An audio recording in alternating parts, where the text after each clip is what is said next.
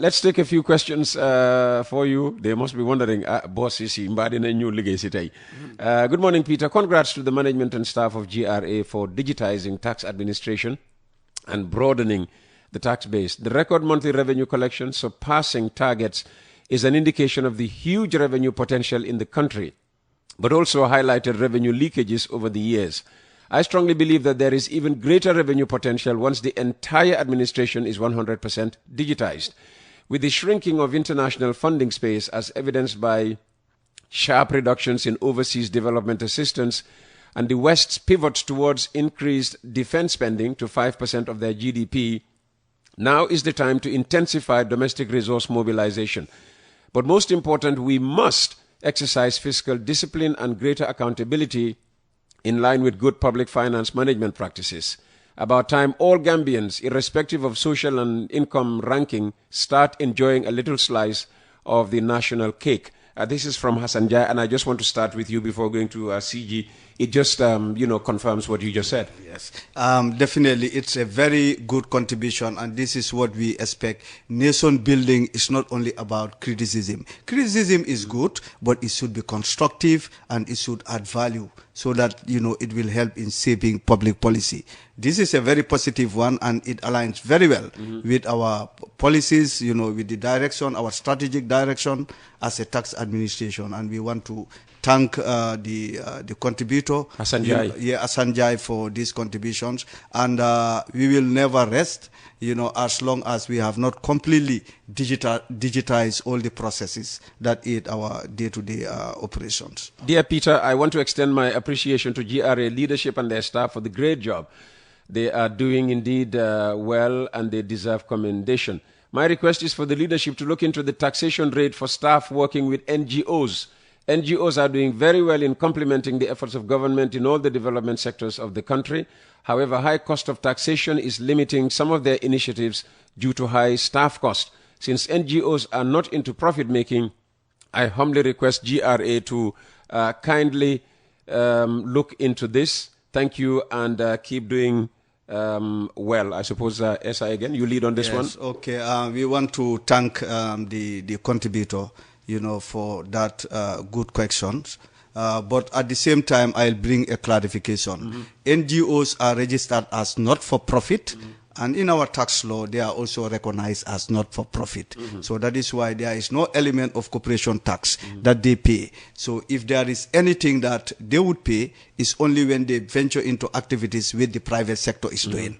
Apart from that, their incomes are free from tax. Now, coming to the personnel, employment income is employment income.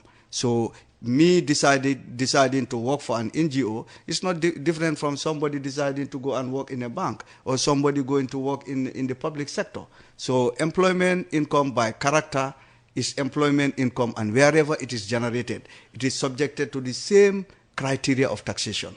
So for me, I don't see any problem in that, because my earlier question, I said it would have been worse because we have come from 35% to 25% on that employment income. And recently, the tax-free threshold was jacked up. So now, the first 36,000 of your income is tax-free. It's taxed at the rate of 0%. So that is also another contribution, let me say, another salary increase that is given to everybody. So now it takes only beyond 36,000 per annum, that's when you start facing tax. So in other words, and this is as recent as last year. Before, I think it was 24,000. Yeah, 24, and we have moved to 36,000. Yes. And that is all coming on this, employment income. So if for anything, government is doing its part. But however, I think, we also need to recognize the fact that a functional government is a government that is resourced to be able to attend to the developmental needs of the country. So I think it behoves on every citizen to feel that you have contributed. I always say, those who sit and say this is not done, that is not done by way of public investments, if you are into an activity, check yourself whether you have also made the contribution that you are required to make. Thank you. Okay, Peter, maybe before your next question, I just want to say the first question that was asked, thinking about we still have to do more. I think we explained that earlier on. Sure. We have a lot on our table that, we are working on. in terms of digitalization.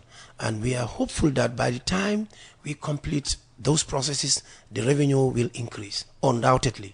And I even give myself a target that we will come back here and said we have collected over 3 billion. Yeah, in one particular I think month. the month that we get that, we'll organize a barbecue. You know, when we come here, we'll organize a barbecue.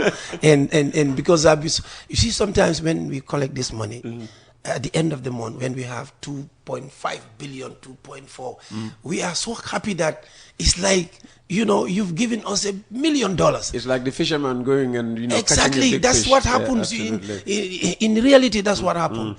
Though the money is going to the government, but at the end of the day, we are the people responsible to do this collection. And we know how much the government need that money. And that is why it becomes so deep in us that the target that is set for us, we tried at almost our best to surpass the target. Not only the target, but to surpass it. So let him be rest assured that we are working. Fantastic. And we'll make sure that. And also quickly about the NGOs. Someone was, he sent a question about the benefits, the tax. Like DCG has said, the employees that are there, they are like any other employees that they have to pay their PAYE. But there are other taxes that they don't even have to worry. For example, importation. They are entitled to have a duty waiver. If they brings a car, a vehicle, or other materials that are of the for the NGO, they can always apply it, and then we give them duty waiver. So there are a lot of benefits that. But people have to remember one thing, Peter. This country is a tax-based economy. Yet we haven't discovered the oil that everybody is looking forward. Where do they think that we will have the money to develop this nation? From grants? No. They say from grants. There is a fatigue. There is a donor fatigue on grants and loans. The donors are tired of everybody. From 1965 to date, before we are born, we are relying on loans and grants. And that is why a lot of development could not take place in Africa, particularly, let's say, Gambia. But look at the recent road infrastructure and other infrastructure development. Do you think these are coming from outside? It's internally generated. I'm always happy. From the GLF. I'm always happy when the president make pronouncement that these roads that we are opening is from taxpayers' money. These schools we build is from taxpayers' money. This hospital, clinic that we have built from taxpayers' money. It makes our work easier. And it brings that transparency and accountability to everybody. Because whatever the taxpayers pay, people like you, what you pay, the government is bringing it back to you in a different way. When they construct a road, you use that road. People use that road.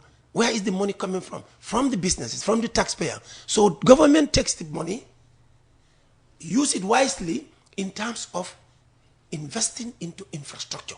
So those infrastructures are used by the citizens. And this is why it is an obligation on every citizen, non-citizen that is living in this country. You make sure that if you have a taxable income, you pay. Because it's coming back to you. Fantastic. It should not be seen like a one way. We are taxed, we are taxed. No. To answer the question, we are not only taxed.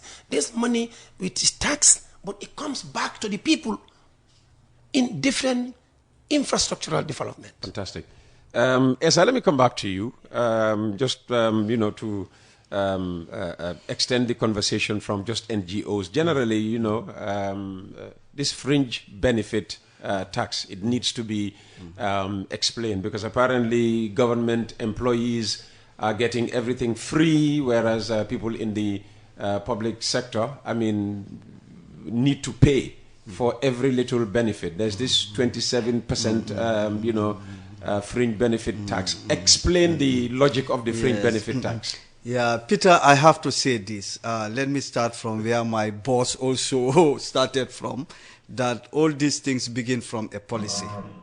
And normally, anything we tax, there has to be a proper, policy framework around it. In other words, the tax is coming to the population. Because it is coming to the population, government also is responsible for the welfare of everybody. So a lot of thinking go through this. So now, this is one of the tax lines, just like corporation tax, personal tax, VAT is one of those lines that government has put there that we have to collect. So now coming to, sometimes it's interesting, in tax, sometimes you can tell the person, okay, fine, how about if you don't pay that fringe benefit? Would there be a tax to be collected? So in other words, some of these things are either occasioned by an event or a transaction. Fringe benefit tax, the reason why they are saying maybe it's leaning towards the private sector is because government does little of that. So how it comes, it's like housing fringe benefit, you are given house. It's common in the private sector where, they provide housing, or they provide, for some of them you will see like those expatriate staff, for example, let me use the banks as an example, they would get from the security firms a security at your residence.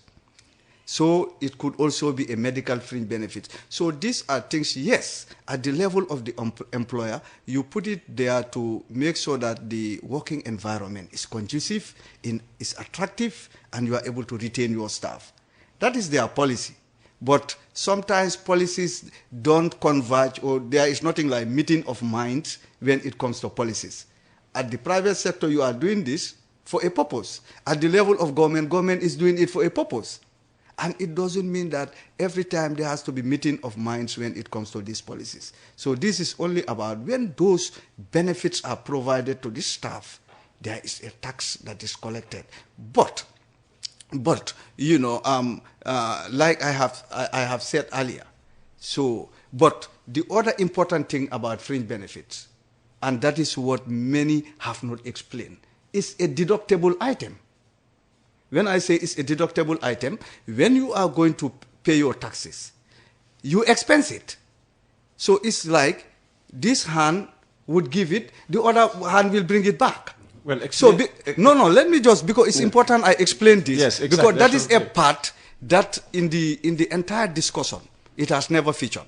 Because fringe benefit tax, at the end of the day, it's not like the employee, it affects the employee. It's not taken from the salary of the employee. It's a tax for the employer. Let's get that clear. No employee will directly suffer this. Yes, the employer can say, okay, fine, we are giving this, to motivate you, and government is coming to tax. It's not like that. Yes, the tax is collected. But at the end of the day, everything you have paid, when it comes to you coming to pay your tax, your corporation tax, let's say, you are allowed to deduct that to arrive at your profit. So it reduces the extent to which we tax your profit. Okay. Well, that bit was... So for me, in fact... That's your Peter, fault. That's GRA's fault for not explaining that's that. the angle I did not go. Yeah. So this is neutral. It's neutral in the sense that you spend it and deduct it. Yeah. So it's neutral. Yeah. That's GRA's fault. Yeah. Because we will make sure that the staff that are responsible for taxpayer education will highlight that and make people to understand. But again, Peter, this tax, fringe benefit, is not a Gambian tax. It's a tax that you can see any other country. You go to the neighboring countries. Meaning it's not unique to the Gambia. It's not unique to the Gambia. Okay. It's just like corporation tax, like VAT. You go to any of these neighboring countries, even the developed country, you find it there. So sometimes it's strange when people pick something and said, this is paid here or blah. But these are things that are happening all over the world. So it's easy, like he said. No, but if he hadn't explained that this tax was also tax deductible at the end of the year, at the end of the day, people would when say, you why? are doing your financial statement, your tax audit people will take all deductibles. Okay. All right. So that at the end of the day, you get to a net income that is subject to taxable. Okay, that's at least there's a benefit there for the payee. Good morning, or the payer. Good morning, please. GRA, add to your expectations North Bank, example Barra, because most of the bottled drinks there are from neighboring countries without digital stamps. Even at the mini markets in Barra, most of their drinks don't have digital stamps. I am a regular traveler there, and this is from Bubakar Sano, family Kunda. Thank you very much, Peter, and thanks to him for sending that very important remarks or question. Peter, that's true. Gambia, we consider it small, but still it's big. From here to Basse, Barra, and other areas. We have done enough sensitization. But again, smugglers are always there. It was just last week. Mobile Brigade has to go. Over 150 cartons were seized from various vendors in the shops around Barra. He is right. These include canned drinks, water, and other accessible items. Because we got the tip-off that some people are using back way. They are not coming through They are not coming, no. They are not coming through the Amdalai route, no. They use other routes and then they get in at night, try to go to the shopkeepers and do. And now our team is constantly monitoring. Any shopkeeper who get himself or herself involved in that, we will close your shop. Okay. Period. If you remember the Brikama case? Yes. We used to have that kind of problem in Brikama market. And we went there and closed all the shops. But now the place has been sanitized. Because the shopkeepers now, you go to them, you want to bring those smuggled goods. They said no, unless it passes through GRA. Very good. So Barra, we are coming and we are there. And other areas, we are coming. Thank you so much. And Peter, this is what we need. Because GRA is about 1,000 staffs. We cannot be everywhere. We can be at specific areas. But we have the population everywhere. Let the population be helping us. Because the work we are doing is a collective work. We are collecting this revenue for the entire nation, for development of the entire nation. Absolutely. And more so, this money we are doing, that's what government use to maintain peace and stability, security. They are doing their businesses. Businesses are in this country. They are doing the businesses because there's peace and stability in this country. If there is no peace and stability, they will not be able to enjoy their businesses. We will have a country like a jungle. Survival of the fittest. Whoever can beat the other one, you beat and take the thing. But the peace and stability is here because government is using this money to maintain that, among other things, peace and stability, security in the country. So we are very happy for that question. All right. Yeah. Okay. This is from Professor Mbalo, social and political analyst. Here are some questions for the General Commissioner of the Gambia Revenue Authority, Yankuba Dabo, Revenue Collection and Targets. How does the GRA plan to achieve its revenue target of 23 billion for 2025, considering the current economic trends? Can you elaborate on the impact of the new revenue lines, revenue assurance, rental income compliance software, and electronic VAT invoicing system on the nation's revenue, digitalization and technology? How is the GRA leveraging technology to enhance tax compliance and reduce tax evasion? What measures are being taken to ensure a smooth transition to digitalized revenue collection systems?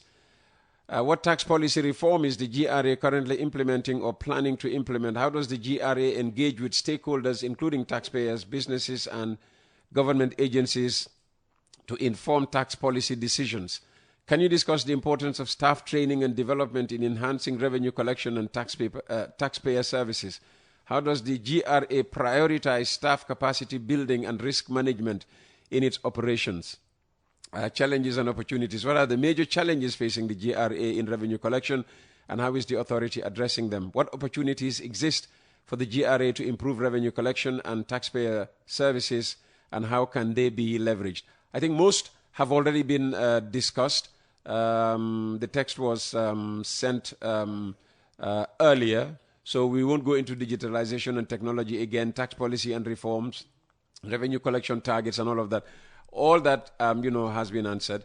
What I will ask you to deal with, what are the major challenges facing the GRA in revenue collection, and how is the authority addressing them?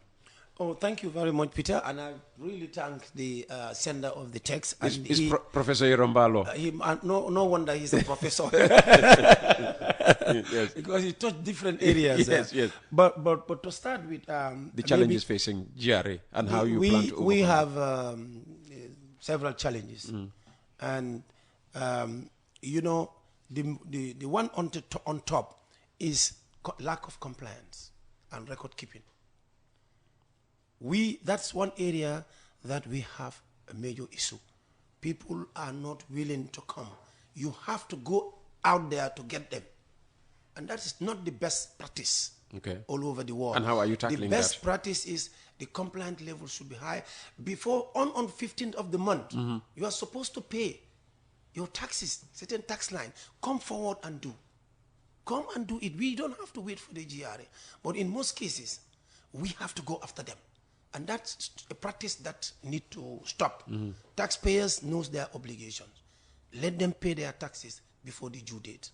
You have an importation at the port. You make sure that you bring the authentic documents. Don't play with us by bringing false documents and false declarations. Because if you do, we have other systems in place. But that should be punishable in the first place. Yes, we have PCA. There's a system, a unit called PCA, post-clearance audit. They are like the tax audit of domestic taxes. And we have very good staff there. What happens is, if you come, you give us a false or a wrong declaration, it's accepted. But later, people go after you. They will audit you, and in most cases, those that do those kind of things, they are found wanting. They will be charged what they're supposed to pay plus penalty. Okay. And that PCA is there for those kind of things. But again, apart from the challenge of lack of compliance, when you digitalize, to maintain the digital platform, you have to have the energy. The electricity has to be 24/7. So in that case, where now it goes, we have to make sure that we have a generator and trying to get solar in some of our stations. Otherwise, when the network goes down, the whole country will be at standstill. So, and this is why we make sure that we have alternative source of energy in all our stations as well as headquarters. And to maintain that, we have to buy a lot of fuel, because sometimes we run 12 hours or more on generator. This is very painful. We have to keep buying, because we are thinking about our taxpayers. We don't want the taxpayers to come and they want to do payment, they want to process their documentation, they cannot do that. So that's why we go that extra mile to make sure that we have that. Also, Peter, another challenge is the internet system. When we are bringing up the Asikuda wall, we were using the wireless services from one service provider. But immediately we know the importance of internet to the system, because the systems is web-based. All these systems we are bringing, they are all web-based, right? And they need internet to write on. So we quickly have an agreement with Gamtel to bring in the fiber optic to our headquarters, Canifing, and all our border stations, our stations, general, both domestic and at the border stations of customs. So to maintain that fiber is also very expensive. Apart from the initial cost that we paid millions to Gamtel, we are also paying them nothing less than $500,000 every month. Oh, wow. Just to maintain that system. Not only that, Peter, some of these softwares, they have licenses. Yes. And the licenses are very important, very expensive. Look, and you don't blame them, because to develop a software is not a child's play. No. So these people crack their brains. They work for years to come up with a system like Asikuda wall. Now, you don't expect them to give you their source cost like that. They also keep somewhere that they benefit for a number of years. Yeah, absolutely. Right? So those licenses, yearly licenses, are also a big constraint and challenge for us. Because at the end of the day, each of those licenses that we have, every year, and we have to program and pay. And all these things coming from our subvention. We have an envelope that finance gives us. That envelope, we try to use it wisely. We paid our salaries and consider all these expenses, like the fuel expenses, maintaining our internet, buying computers, etc., etc., etc.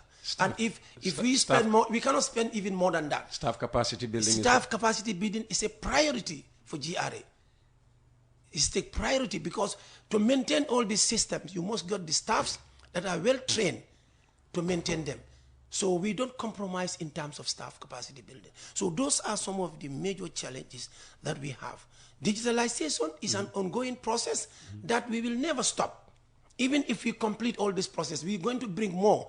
We want to make sure that this country becomes the digital web for the whole West Africa, or if not for Africa. All our tax, that is our dream, and we are working towards that. For the targets that he said, how do we get the target for that has been set for us, 23 billion for the rest of the year? Then I can assure him that all things being equal, we will get our target, probably even in November, ended. Okay. Because the digital platforms that we have in place are helping us greatly in terms of blocking leakages that are happening before, such that if it is a pipe, the pipe is going directly where you want the pipe to draw the water. So our digital platforms are helping us, and undoubtedly we will get the 23 billion target that government gave us. Fantastic. That's very more of your contributions. Good morning, Peter. Two concerns I have, and I am seeking a clarification for. Should businesses that are not VAT registered add VAT in their invoices? And two, while GRA is doing very well to expand the revenue base, an important area that is eluding them is the tankers that empty soakaways. My experience with them is that whenever you deduct the withholding tax, they will never make business with you. I think something needs to be done. Let me start with you, Esa. Okay, now in terms of the VAT, businesses that are not VAT registered. Yes, so I think the answer came from even the question. Yeah, the reason why I'm saying that is, for anybody or for any individual or a business to charge VAT, that must be preceded by a registration. Okay. You must be registered, and the law has stipulated what are the conditions to be met, for somebody to register.